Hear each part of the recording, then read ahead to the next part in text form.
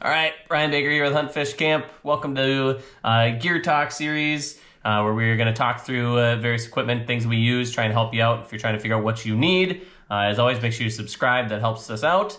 And hopefully this will help you figure out what you need for an ice fishing rod. If you're out in the market looking for a new rod, or maybe you just want to update your old rods, let's get to it.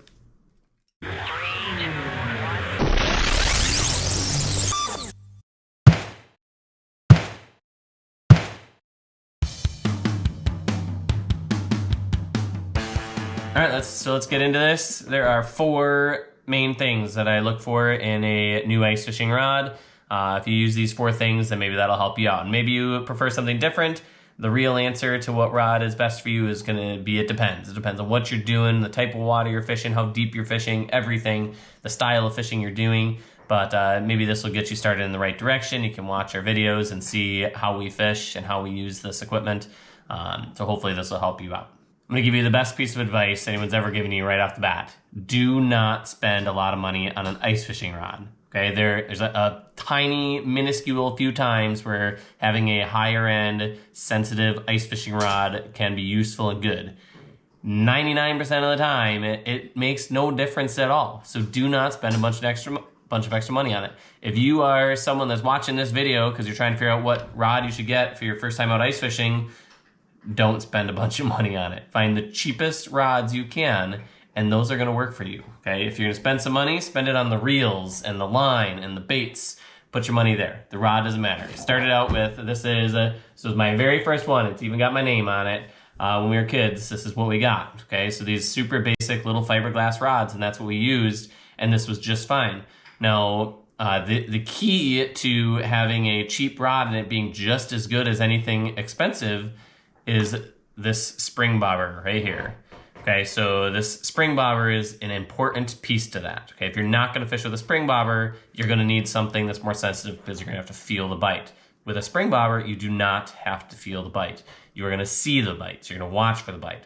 This, in my eyes, is the way to go. Okay, so when you're fishing panfish, spring bobber. Always. Even when I fish walleye, some of my walleye rods have spring bobbers on them. If I'm using smaller spoons and things like that, I have spring bobber, and what I do is I just shorten this up a little bit so I can actually, this one I can probably pull back. So I can pull it back, and now it is stiffer, and so even if I have a heavier bait, but it gives me a little bit of flexibility, okay, because I'm not getting that much of that from here. I'm not going to feel that bite there. Okay, so rule number one. Do not spend a bunch of money. Now, when I'm looking for an ice rod, the big craze right now is to get longer fishing rods, 36 inches, and I don't like that, and here's why. I fish on my knees a lot of times, sitting over top of the hole. If the wind is blowing, I use my body to block the wind. I want to be as close to the hole as I possibly can, because that helps block that wind, and then I can still see my spring bobber, and I can still work that bait. So my number one rods, this is my favorite rods. This is a 24-inch rod, okay?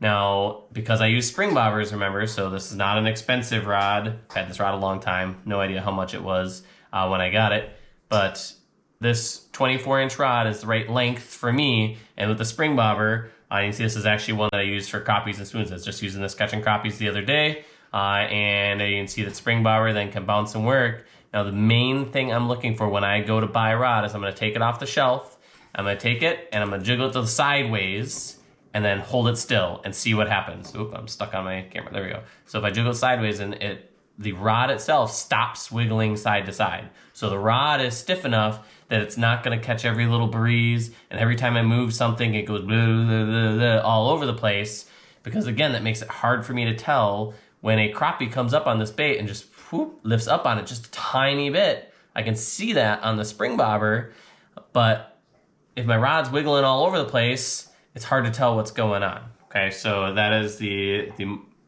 second most important thing. I was going to say the most important thing again. This is a rod that I use quite a bit, and this one is one I don't particularly like, because if I bring it up to the camera there and I jiggle it side to side and I stop, it keeps wiggling around, and so I don't like that.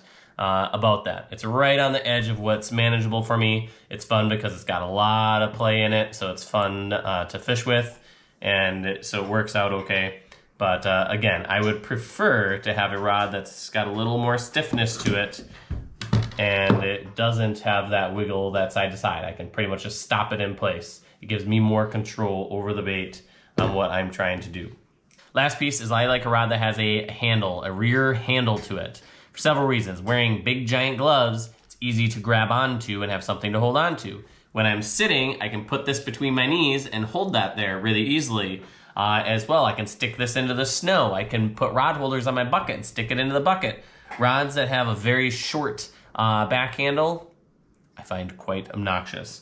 So for example, this one right here is right on borderline of what I can handle. Okay, and it's got like a 4 or 5 inch handle on the back end, but I like to have a handle there. I feel like it helps me out quite a bit. I just built this rod for myself, and you can see I added a decent rear grip there, so I have something to hang on to. Hopefully that helps you out figuring out your rod. Let's talk through real quick, just the reels, line, what I set this up with. All right, so now you've got a rod and you need to get it set up. A couple things. So again, I've talked about the spring bobber already. This is the cheapest type of spring bobber there is out there. It is literally just a little flat piece of metal. I actually like this type probably the best because it doesn't twist side to side or like sit crooked. I can actually bend it up and I can do, well, I never would bend it down, but I could bend it up if I wanted to. I can do weird stuff to it depending on the weight of my bait and things like that, and bend it back into place. The only annoying thing with these is as I hook up my baits all the time, okay, they're always bent, and then when I undo, they always tend to get kind of a little arc to them. But nothing that's not manageable. They seem to do pretty well. The other thing that's super helpful with these is I can typically adjust them. I can slide it back and forth to make it shorter or longer, again, depending on the bait. You want it longer if I have a really light bait, shorter if it's a really heavy bait, and bending a lot. The other spring bobber that I use a lot are these, which are made by Clam, and they're just a single wire that always holds its shape so it never bends or it doesn't have memory that way. The only thing that's annoying about that, you can see when I hold my rod straight at you, it sticks off to the side, which is kind of weird. And sometimes my line will wrap over the top of that, or the whole thing, it twists. I can twist it up there really easily because the whole thing can spin. And so that's really quite obnoxious. That's why I like the flat metal pieces a little bit better than these. But sometimes I get what I can get when I'm looking for a spring bobber. And so I've got some of these and some of the others. I use a little bit of both. Then beyond that, it's going to be reels. All right, so I prefer an open face reel. This is a Fluger reel. I really like the Fluger reels for ice fishing. They seem to hold up pretty well in the cold. The Fluger President is a really good reel. It works really well. The Fluger Monarch is an awesome reel that works really, really well. Avoid buying a really cheap reel in this department because what's going to happen is in the really cold weather, it's going to get really, really stiff and get hard to reel. It doesn't work very well after that. And so try to get a little bit nicer, higher quality reel, either one that's meant for ice fishing or a higher quality reel in general. Okay, so and I definitely prefer an open face reel. And then there is also a couple other kinds of reels. So like the old school where you wind up, and this is you're going to be hand lining fish, not reeling them in. And then there is also the inline reels. I really hate these. This one's really pretty. Maybe I'll give it away to somebody, but it's just obnoxious because of how the line comes out, and then it can overspin. And so line already is going all over. All I did was let line for a split second. And so it's just a few things of this I don't like. It's also really ridiculously heavy as far as a reel goes.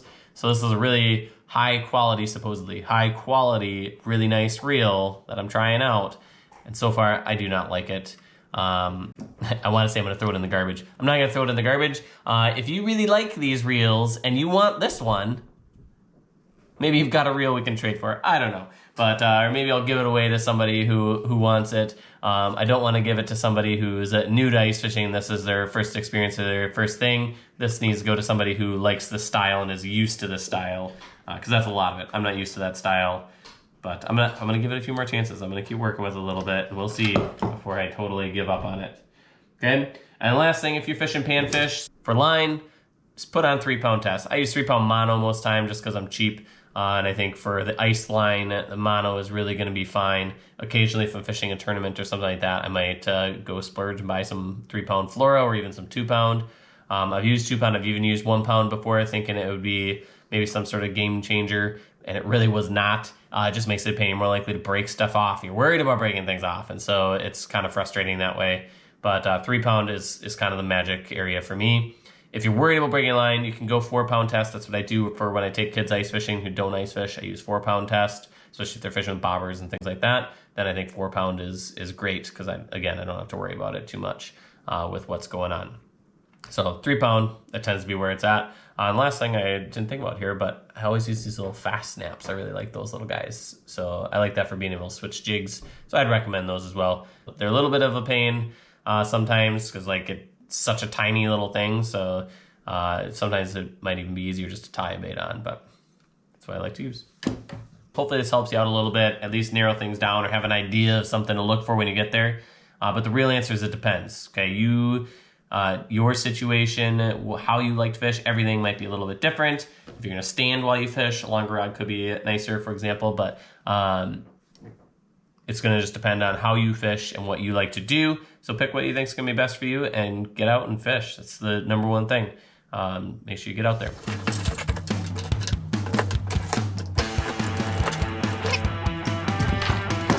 Oh man.